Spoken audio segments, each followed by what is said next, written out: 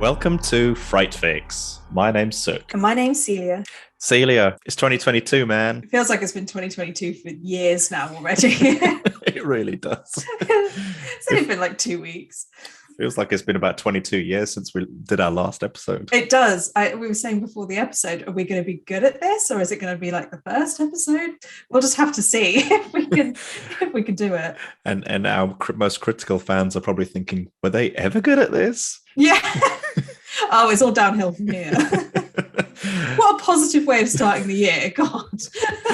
So this week, we'll be reviewing the 1982 sci-fi horror, The Thing, directed by John Carpenter. Find your Fright Fix anywhere you listen to podcasts and follow us on social media at Fright Fix Podcast and subscribe to our YouTube channel if I can be bothered to upload the last few episodes. Before we continue, I'm going to give the normal spoiler warning. So if you haven't already watched the movie, please do so before listening. Set on a US research station in Antarctica, the base is suddenly buzzed by a helicopter from a nearby Norwegian research station. They're trying to kill a dog that has escaped from their base. After the destruction of the Norwegian chopper, the members of the US team fly to the Norwegian base, only to discover they're all dead or missing. While there, they find the remains of a strange creature. The Americans take it back to their base and deduce that it's an alien life form. After a while, it's apparent that the alien can take over and assimilate into other life forms, including humans, and it can spread like a virus. This means that anyone on the base could be inhabited by the Thing, and hilarity ensues. Dun, dun, dun. So, what are your overall thoughts of the film? Right. This is the first time I've ever watched this movie. I've never seen The Thing before. And after watching it, or even during watching it, I just couldn't help feeling that this movie is probably more relevant now than it ever has been. Yeah.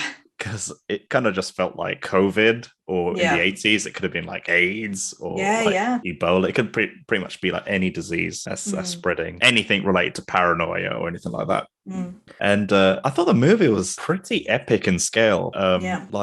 Especially like the opening shots of Antarctica. Like it just made the film look massive. And unlike a lot of modern movies, the last few movies I've seen, like Ghostbusters, the recent 2 or 3 Marvel movies and whatnot, like they all cut very fast. Like every scene is just like bam, bam, bam, and it's like I don't know if they do that because like modern generation is like this kind of weird TikTok generation or Vine generation where videos tend to be short, everything's short. Like attention this film's span is shorter. Yeah, like this film. I mean, modern audiences might argue that this film is too slow, or like cuts are overly long, scenes are overly long. But man, I really like the pace of this movie, and I like that kind of that slow, steady, atmosphere building pace. And this movie just reminded me of Alien a lot, like 1979 Alien, except being in space. It's like set on some kind of ice station, which is quite similar, isn't it? Because if you're stuck in Antarctica, you can't leave. It's kind of isolating like space anyway. Absolutely. No, I 100% agree. But my initial thoughts of this movie, or just my opening thoughts, is I really liked it a lot. Brilliant. What about yourself? That's a good start. I mean, whenever we watch kind of classic films from the 80s, the 70s and 80s, I do go in with quite low expectations. That's only because the ones that I've seen, I actually think it's probably what you were saying about the slow scenes. I'm just not used to it. I don't watch films like that. Some of the acting can be a bit wooden and the scripts aren't, fully developed. Yeah. And that's what I was expecting when we went into this film. But I can honestly say I was very, very pleasantly surprised. Sure. For an 80s film, this is really good, in my humble opinion.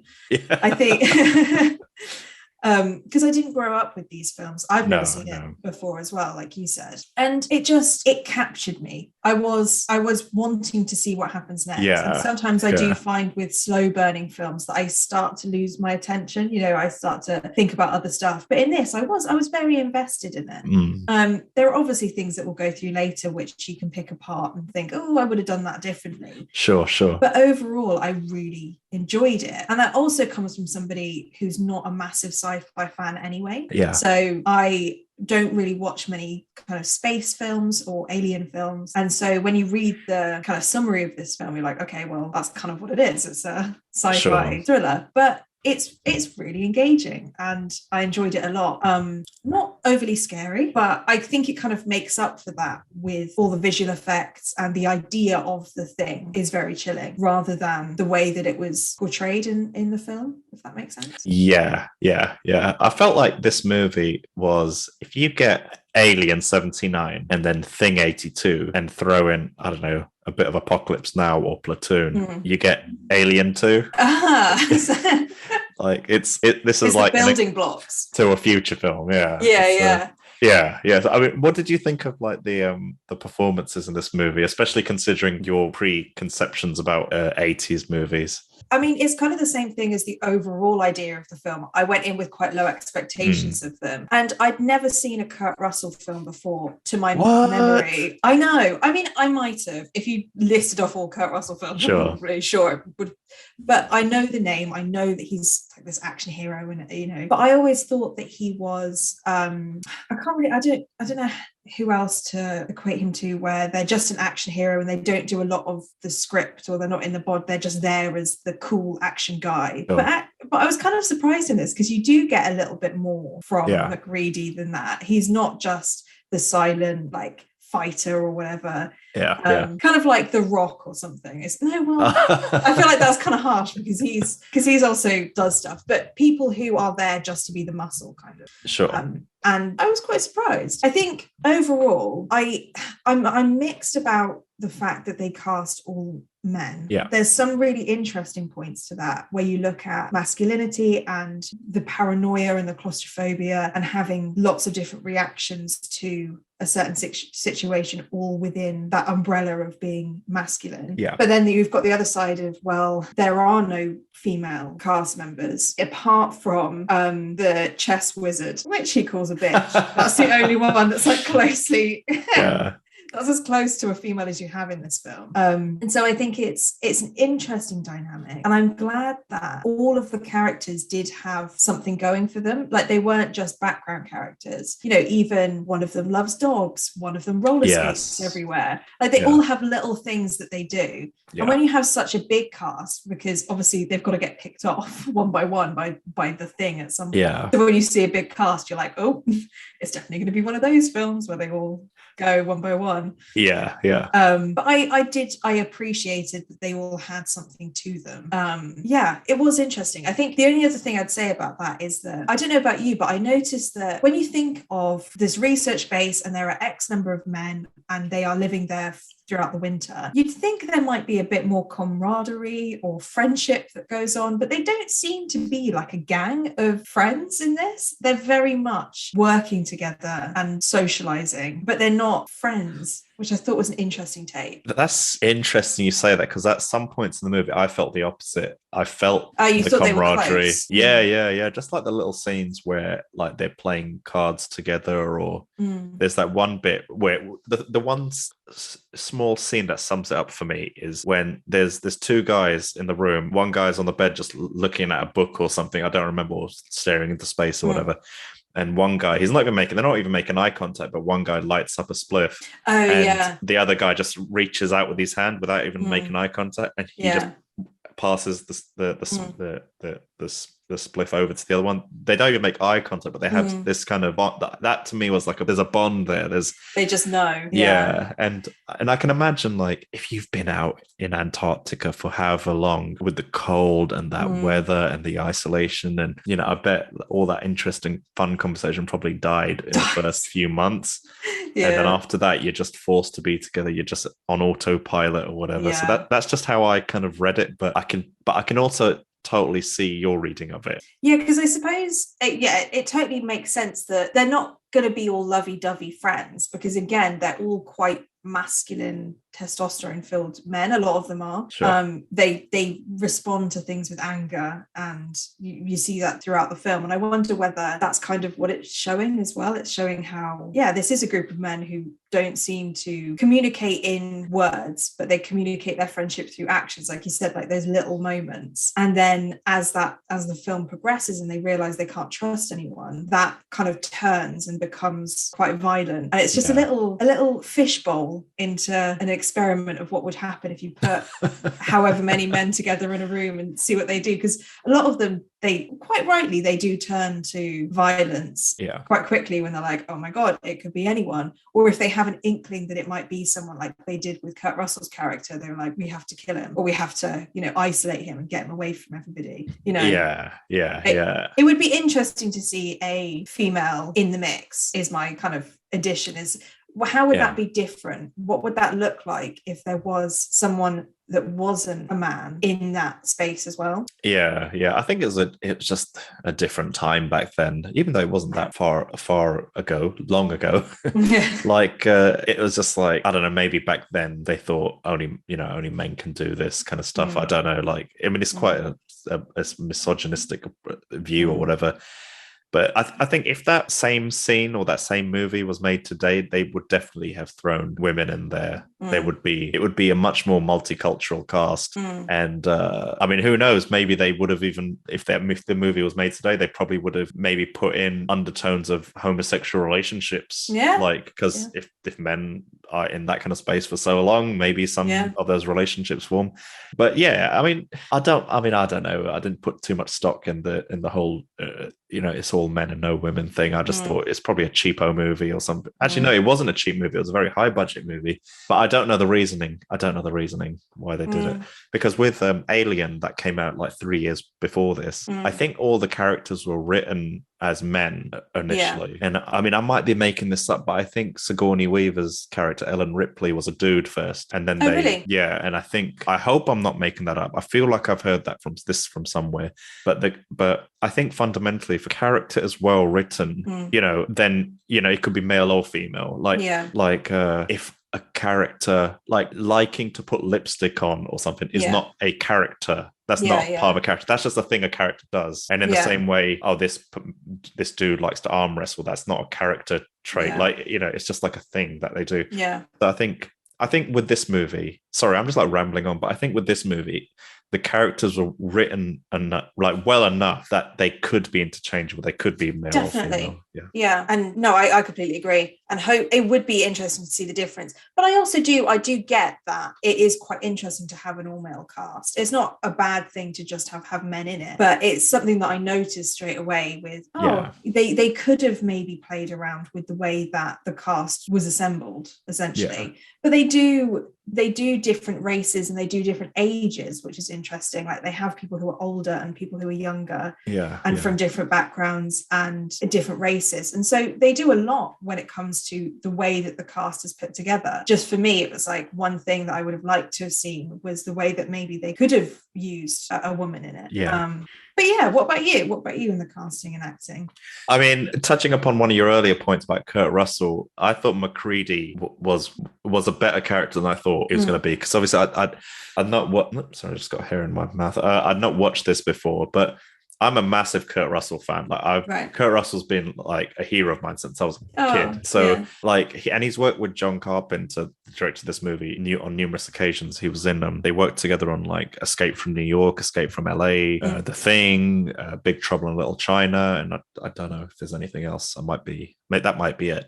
But so like in Big Trouble in Little China, Kurt Russell plays this kind of action hero who's like way out of his depth. He's a total. He thinks he's more capable than he actually is, kind of thing. So he's like the comedic kind of character. And then in Escape from LA, that was my favorite movie growing up as a kid. That John Carpenter movie with Kurt Russell. Like, I've watched it like about a million times. Like. But then these other two movies that they were in together, Escape from New York and Escape from LA, Kurt Russell, I feel like, plays the next step in the evolution of this character. Right. He plays this guy called Snake Plissken, who's this really grizzled kind of man of very few words, action hero type. But this movie surprised me. I didn't think I would like Kurt Russell. No, I didn't think I'd have an opinion. Yeah. But I really liked MacReady's character. Yeah. Like, at the beginning, I didn't, because I didn't like that he was a bit of a tough guy at the beginning, like calling the computer a cheating bitch or whatever, and then wearing that obnoxious, weird cowboy hat everywhere. Stupid hat. I don't understand. It was so funny. It's massive. Who wears a cowboy hat in Antarctica? I mean, ridiculous. It was a bit of an odd. I mean, I didn't quite know what was going on there, but as the movie progressed, I really liked his character. I just liked how everyone in the movie just seemed very normal, and then you see how they start responding to these crazy events, and I felt like Kurt Russell kind of came into his own. But throughout the movie, I kind of did not know if he was the thing throughout the entire movie, because I just felt like there's something going on here. And every single character was vague enough in their behavior that you could think, no, they're the thing. And even that first bit where the dog walks through the hallway and you go to a bedroom and you see the shadow, like the silhouette of a person beckoning the dog. Yeah. And I didn't know who that shadow was. And I was thinking, which character is it? That's funny you say that, because they actually used a stunt double for that scene because they didn't want anyone to know. So the shadow of the person isn't actually one of the characters. It's a stunt double for all the characters. Because I fell for it. It worked on me. So you spent the whole rest of the time going, "Oh, who is that?" Yeah, because that's the way. Yeah, I mean, overall, in answer to the original question, like I really like the performances. It felt very naturalistic, and I mean, some of the acting was a bit whatever. Some of the dialogue was a bit whatever, but I loved it. Like, I did not recognize any of the actors other than Kurt Russell, and for that, like, I loved it even more because I just didn't know who was going to live, who was going to die. Like, yeah, you're so right, because when they've got high, expensive celebrities in films, you're like, well, they're not going to be the first to be killed off. Exactly. But when you don't know who they are, you're like, it could be anyone. Yeah, exactly. And in a way, like, this, I mean, I don't mean this to come across as like sexist or anything. It's not my intention at all. But with a lot of these earlier movies, what they tended to do was, whenever there was a female character in anything, the Aliens movies are like an exception, like one of the very few that doesn't do this. But whenever, especially movies from the 80s, because that's when the misogyny and sexism went through the roof, especially with women, like against women. But like, I didn't want a female character to be in this movie if they were just going to be this damsel in distress that needed saving, and who's going to make love to her first? Yeah, I didn't want it to be that. Yeah. So in a weird kind of way, just by having all dudes, you kind of sidestep that entire thing entirely. And I think for the evergreenness of the movie, or the longevity of the movie, it just gives it a little bit of integrity, because it would have been a shame if they kind of did that. That's a really good point, actually. You kind of just want one of the characters to be a woman rather than add an extra character that is a woman, if you know what I mean. Like, just have one of the characters be female and do exactly the same things. But like you say, in the 80s, that probably wouldn't happen. It would have been. So maybe what I'm thinking of is a remake in the 21st century. I think this movie was remade a few years ago. 2011, wasn't it? Yeah, I never watched it though. But I'm intrigued now. I'm very intrigued. Was it a remake or was it a sequel? I don't know. I just assumed it was a remake, but I've not seen it, so I don't know. I think I read somewhere that it might be a prequel, but I could be making that up. Like an origin story thing, but don't quote me on that. I'm intrigued, so definitely might check it out. So what about the positives? I know we've kind of skittered around a few, but what about the positives of this film did you find? I've got loads. I'll just cover a few. At the beginning of the movie, like when they showed the Norwegian guys trying to chase that dog and that grenade accidentally blows up the helicopter. It was just a shit show. Like it all just no, absolutely, because it all went downhill right at the very beginning, and you see the dude get shot in the head, and I was like, man, I was sold by that point. And you have no idea what's going on either. Like, looking back, you're like, oh, it makes sense, but when you're watching it, it's just a helicopter shooting at a dog for quite a while, and then they both get shot, and you're like, what? Because at first I thought maybe the guys on the helicopter were just part of the crew of our main guys and whatnot, but then when they start shooting against each other and everything, I loved it. I fell in love at that moment. Like, it was because I think it's because my expectations for this movie was a bit quite low, even though I'd suggested this movie. I think I suggested it just because I just wanted to get it out of the way. Because it's meant to be like a cult classic movie. I mean, it didn't do very well when it came out, but it's one of the, like loads of Carpenter's movies, they became popular on VHS. So he's had this weird career where a lot of his stuff got famous on video rather than in cinema.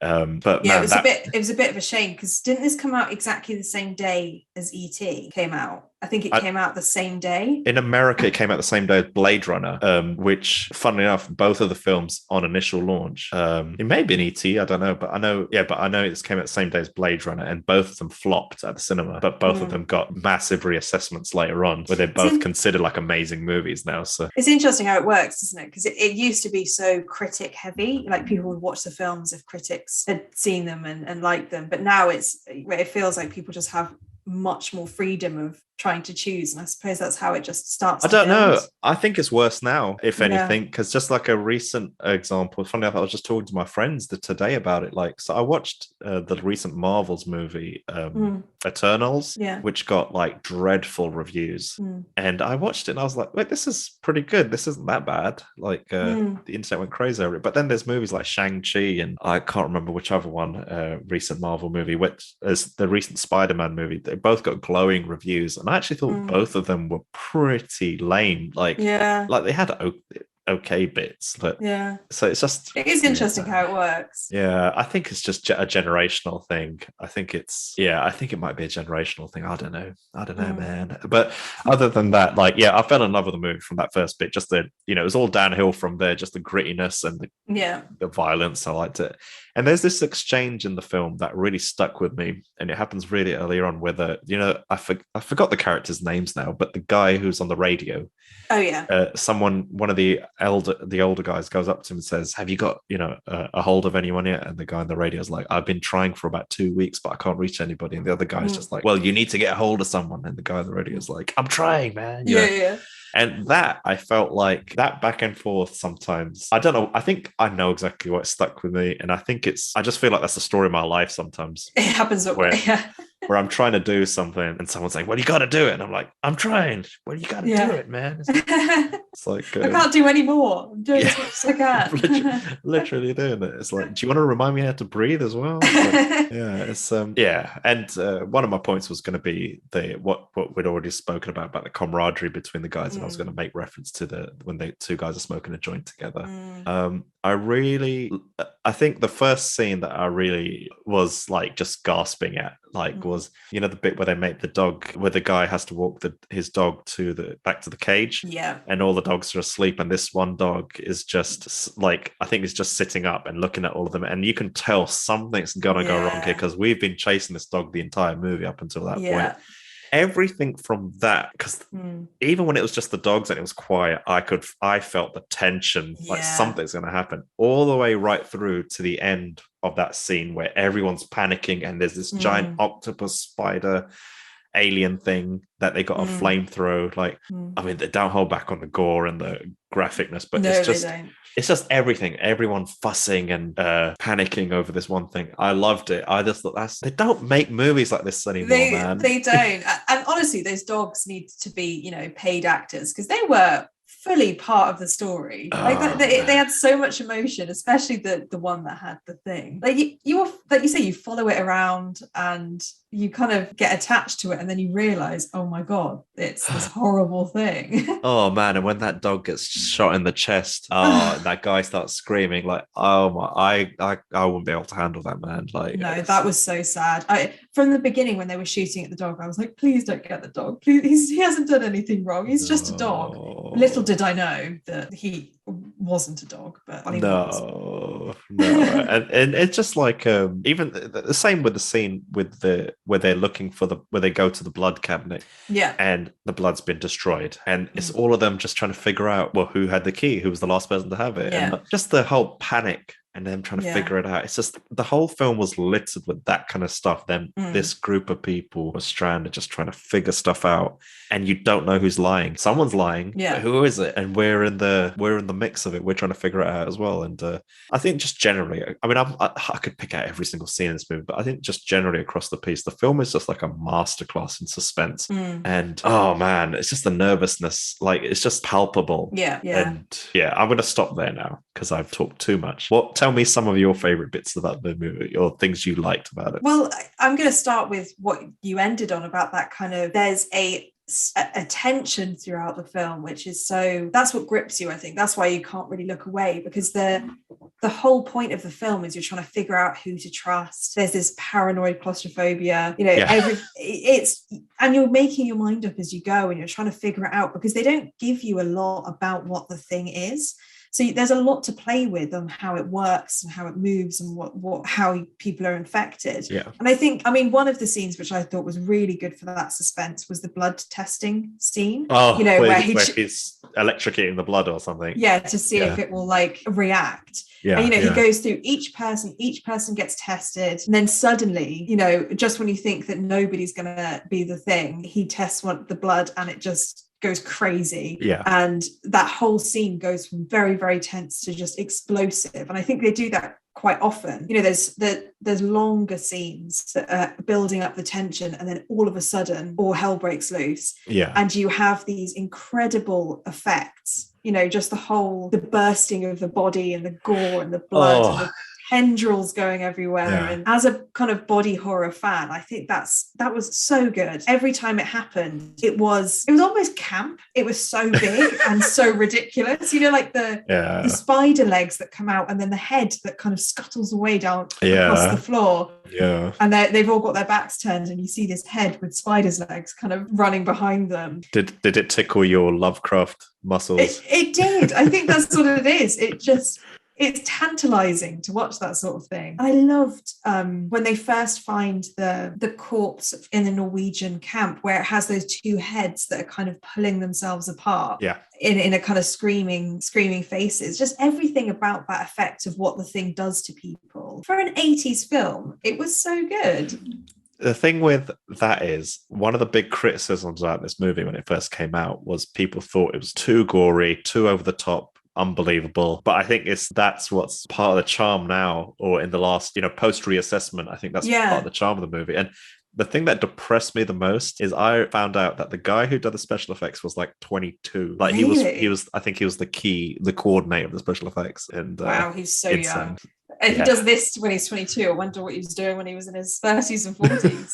But it is interesting, because I think that if it wasn't as gory, the stakes wouldn't be as high for me. Like if it was a virus that is, inside you, and a little, something happens, it's not too gory and people die, it's like, all right, but this is an explosion, and there's mess, and there's gore, and there's blood, and I think it needs that to be so suspenseful, because you're constantly thinking, when's the next time it's just going to burst out and this person's going to just... Oh man, 100% agree with you. It's like two things. Firstly, the actors, when they act against the special effects, the gore, they freaking act like they believe it, like they sell it so well. And secondly, what makes this movie age so magnificently is all this. There's no CGI. It's all real puppets and tangible, tactile special effects. Which, like, now, if you look at computer graphics from 10 years ago, it looks fake as hell. 20 years ago, it looks fake as hell. But puppets and stuff, they don't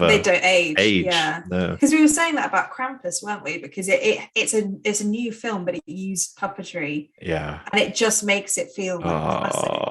And I mean, I love the tendrils that come out and they kind of worm their way up. And they're kind of fighting to get as far away as possible so that it can get to more stuff. Brilliant, absolutely. And then suddenly it's gone. They can burn it. They have the means of killing it, but they don't know how far it's spread. So when it's there, you can kill it. But then when it's really scary is when it's under the surface and you don't know. And everything was set on fire as well. Like everything that could possibly be set on fire was set on fire at some point. I was listening to something so the guy who did some of the special effects in the first three Matrix movies, so they were done at the point where they still used miniatures when they wanted to create, like the vast underground, the machine world things. And he was saying something about one of the best things about when you're building miniatures or models for movies is when they finally get to blow them up for the scene. Like, you put all these months and months of work building them, but then the explosion or the destruction is the thing you work towards. And this film, I don't know if any of this stuff survived, because they seem to burn everything in this movie. Everything. There's multiple explosions. Fire is used throughout, isn't it? Yeah, because I heard something about, I don't know if this is true, but some, like in the early 2000s, some kids or some massive mega fans of this movie went to Canada, wherever this was shot, and found the set. Oh, wow. And the exploded helicopter or whatever was still there, and they took pieces of it home or whatever. Really? Yeah. I thought they would have packed this all away or something. Didn't realize they just left it there.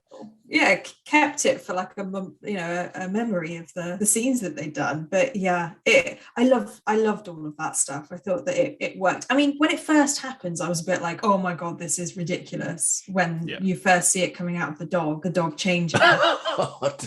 It's just like, what? Because you don't know what to think, and it turns into the spider thing, and but then once you kind of realize that that's how it's going to be, you just go with it. And then it's great. Another thing that I loved was the ending. Like, I loved that it didn't have this Hollywood ending where somebody walks away from the flames and we're all happy. You know, it's just two of the guys. They don't know if either of them have been infected, and they just say they're just going to wait. But then you're like, what are you waiting for? Are you waiting for death? Are you waiting for someone to save you? Are you speaking on behalf of the thing that's waiting to get out? You know, it's just like such a cool way of ending it. And they're kind of sharing, and that's where the camaraderie comes back in, I suppose, because you've got this bottle of something, whiskey, that they're sharing between the two of them, and you're just left with this, we're waiting, and then that's it. You have to make your own mind up. I think that's actually a product of the time. Oh, sorry, this kid's screaming outside. I think that's a product of its time, like where when you come out of the 30s, 40s, 50s, and even 60s, Hollywood's all about these kind of like, you know, musical movies or cowboys versus Indians or whatever, you know. Everything was very kind of clean and tied up in a neat bow. But then through the 70s, you get this kind of, I mean, I don't know if American New Wave is the term for it, but these kind of, that's like when the anti-hero is introduced into Hollywood, at least the mainstream. And there were movies where the heroes died at the end. I think like Bonnie and Clyde and stuff. And so like throughout that whole decade, you get a lot of these kind of good guys that are bad guys, or, you know, movies with bleak endings, like a big one, a famous one is like Chinatown or whatever. And I think coming into the 80s, especially the early 80s, like that, you still have a bit of that where things are bleak. And I think I don't know if it's just the culture that existed back then, this whole kind of Cold War, Soviet Union versus the United States and communism and all that stuff. So I think it was just, I think the fear of nuclear war, I don't know if that, you know, that whole paranoia, that whole kind of, we could die, we're all going to die, you know. But then once the 80s comes in, like a decade of like excess and the, you know, it kind of, heroes became kind of, I think that whole decade kind of is summed up perfectly with action figures and the cartoons of the time, like this kind of very clear good versus bad, Optimus versus Megatron, Shredder versus the Turtles, Lino versus Momra. Like, it's that decade of all movies basically became action figures. Right. And I think the thing with just coming out of the 70s missed that kind of... Yeah, you still got the rugged realness of life isn't always good. And you know, it does also set itself up for a sequel. And I don't know if that's what they were thinking, but those kind of endings do set themselves up on to be continued. Because did they get out? Did they not? You know, could you do a post-apocalyptic world where the thing had ravaged society and, you know, there's a few people left and they can't trust anyone? You know, there's a lot that could have been done with this. And part of me thinks maybe they were thinking ahead of what they might want to do. Yeah, I think sequels is a very 80s thing. Like, I think sequels, because I don't recall movies prior to the 80s, like very many movies having sequels. I mean, other than like The Godfather, Superman, the first couple of Halloween movies maybe, but and the Rocky movies, but that was an 80s thing. So I think maybe the thing was setting itself up for something. I'm gonna edge on the side that the thing was, I'm gonna say it. But in my head, even though it's 82, I consider it a movie of like the 70s. Right. And the sensibilities of that decade. That's just whatever. Yeah. But I think those are the main positives that I had for this film. Yeah. Were there any things I mean, I don't even know what your answer is going to be to this, but things you just didn't like or you disagreed with or you didn't want to be fond of? there was only a few things that the main overarching thing that I would have liked to see more of is I wanted the thing to be slightly more developed, as in we knew more about it, because there's a few inconsistencies in what it can do and what it can't. You know, Fuchs tells everyone that the alien is really highly infectious and that it can spread like wildfire, but then they don't stay away from each other. They use the same knife to get the blood samples. And it's like that was one of the ones I was like, but you've said this big thing of this is what it does, it gets into everybody, but then there's no attempt to, maybe it's post-COVID world that I'm living in, of like, you've got to isolate, but there was no attempt to do anything like that, which was one of them. And then the other one was, so Kurt Russell kind of figures out that each bit of the thing is its own organism, and so the blood is also part of the thing, and it will try and protect itself if it comes into heat, for example. So that's why they do this blood test to check if. But then in that same vein, don't mean to do that. No. Wouldn't all blood that comes out of the thing be its own? Like they spurt blood everywhere. But then the blood doesn't go on and carry on crawling up the walls and go into people. It's like it feels like in some bits they make these statements about what the thing is, and then in other bits it doesn't carry on. And for me it just because like they blow the thing up with dynamite so that bits of it just splatter everywhere, but then wouldn't those little bits then all the vaporized bits of blood would be a bit of it. So that's kind of the main thing that I was like, I wish it had a few more solid things that the thing would do so that you could grab hold of it. But maybe that's part of the ambiguity of it. You just don't know. Like the thing is the thing. It doesn't have a name. You can't see it. But, wow. Wow, you picked up on something I didn't even think about. Like, wow, that's just... What, the thing name? No, just what you said about the inconsistencies and stuff. Like, I was so dazzled by all the acting, just the story. I was like, but now you're absolutely right. There was no, I mean, the logic was a bit, the internal logic of the movie and of the thing was a bit all over the place, I suppose. Like that. And maybe if it was just a bit more focused on how it transfers, like we don't know how it transfers or what, because there's the whole point is that we're not supposed to know who has it, but that's the only thing that we know for certain. Everything else still has to follow the logic of what's been found out, and I just think that it would have made this just that bit better to feel like everything made sense. But the only other thing was that it happens in so many films, but I just noticed like there were a few goofs that were quite obvious. Oh, really? I must have been blind to them. And it like it takes you out of the moment a little bit when you realise you're watching a film. Because it's so intense, and you're like, I'm so into this, and then you notice something and you're like, oh yeah, I'm watching a film, hang on, let me get back into it again. So one of the scenes where there was a little bit of a goof was when they're all tied up on the sofa and they've just done a blood test and they figure out who it is, and he like explodes and they all start screaming and screaming and screaming. There's a bit where you can hear the screaming, but one of the characters that's still tied to the sofa isn't actually screaming. He's just sat there. So it must have been a take where he didn't think they would see him, because he's just, so it's obviously dubbed with the screaming, and then I missed that. I was just like, come on. Oh man! I wish you never told me that. And you do see the boom a few times as well. Are you joking? Yeah. I'll have to. How did I miss this though? Yeah, I think there was a shadow of a boom that I saw, and then there was the top of it. And I was like, my goodness, come on.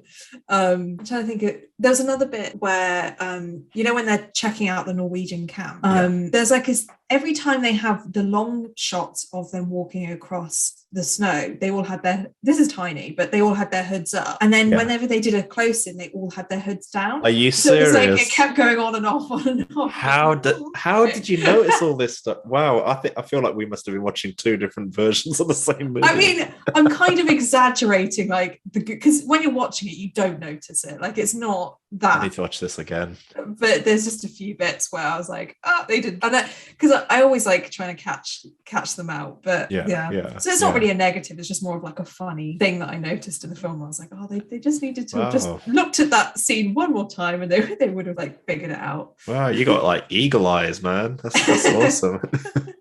What about you? What about your any negativity for the film? There was only one thing that I really didn't like about this movie. Only one. And that was the bit where Kurt Russell pours whiskey on the computer and kills it.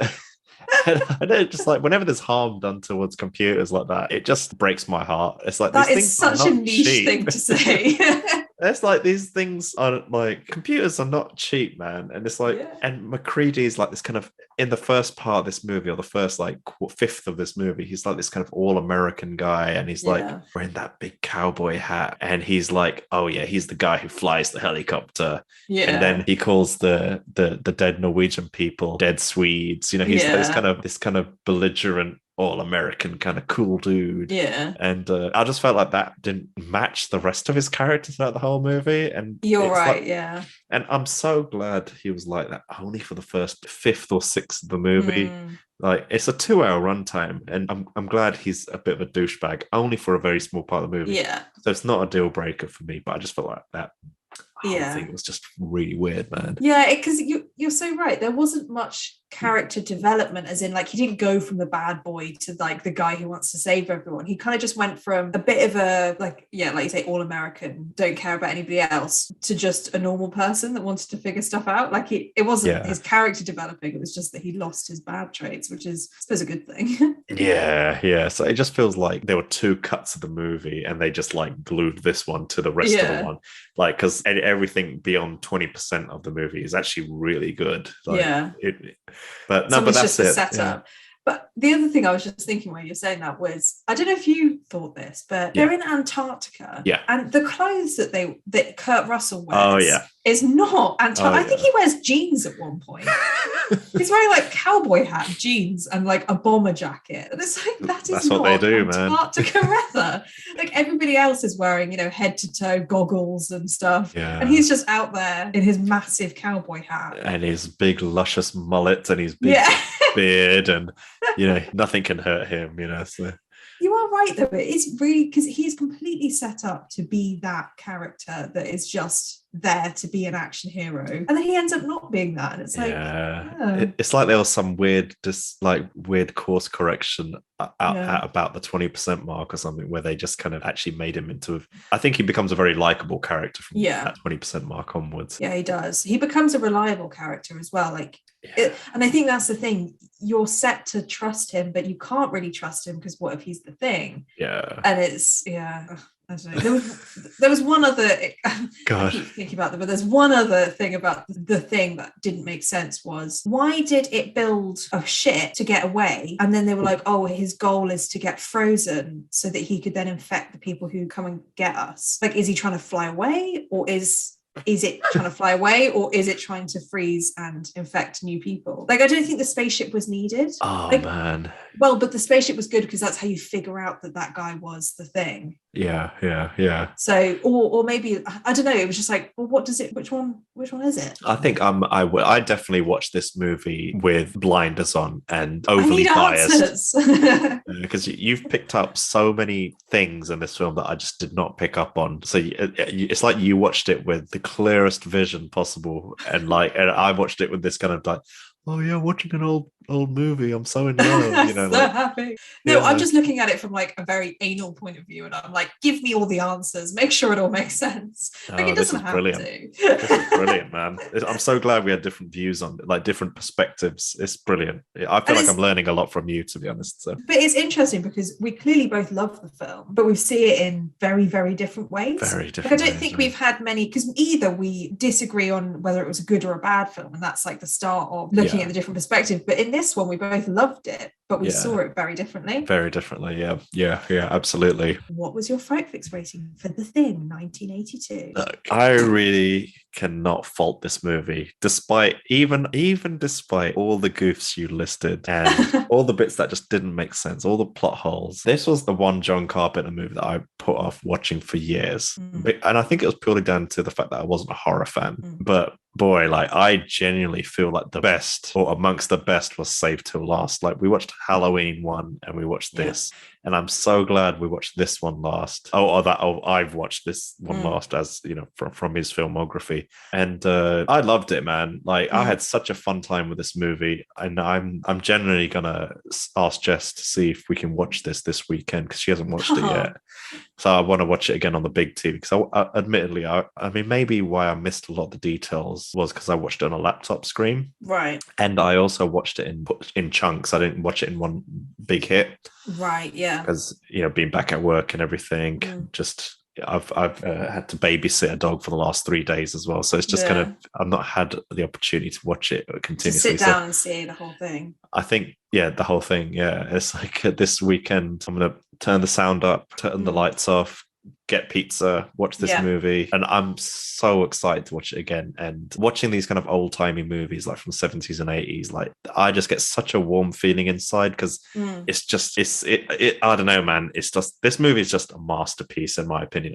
For me, it's a solid 10 out of 10. Wow, a 10 out of 10. Yeah, absolutely. Yeah, I feel like clapping. Give me a round of applause. 10 out of 10. Okay. What about yourself? I mean, very, very similar. I had such a good time with this film. I really enjoyed it from start to finish. Obviously, I've nitpicked it and thought of things that I wanted to explain better, but it didn't make the film less good or less enjoyable by those means. I mean, I don't have any nostalgia when it comes to 1980s films. Like, I don't get, when I watch a film from the 80s or the 70s and 80s, I watch it purely from a modern lens. Yeah. And I don't know much about the time, and so I see it and I usually get slightly disappointed because I'm so used to Hollywood today, which is a bad thing, I think, because there are so many films that if you just stop thinking about it from a modern lens and just enjoy it, you can really enjoy it. But I didn't need to do that with this film, because it genuinely was really good from any point of view. Absolutely. Regardless as if you're thinking about it from a modern audience or an 80s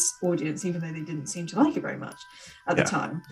So I mean, it's not the best thing that we've reviewed, in my opinion. But I think it's very similar to Alien in the sense that on the surface you think it's just a sci-fi film, but underneath it has loads of themes around trust, and this one has lots about masculinity, and there's so much you could analyze about this film if you have the time, which makes it, for me, a much more valuable movie to watch, because you can dissect it. So I think I'll give this a 9 out of 10. Oh, what? That's amazing. Yeah. That's an amazing score. Maybe I'm in a good mood because it's 2022 and it's a new year.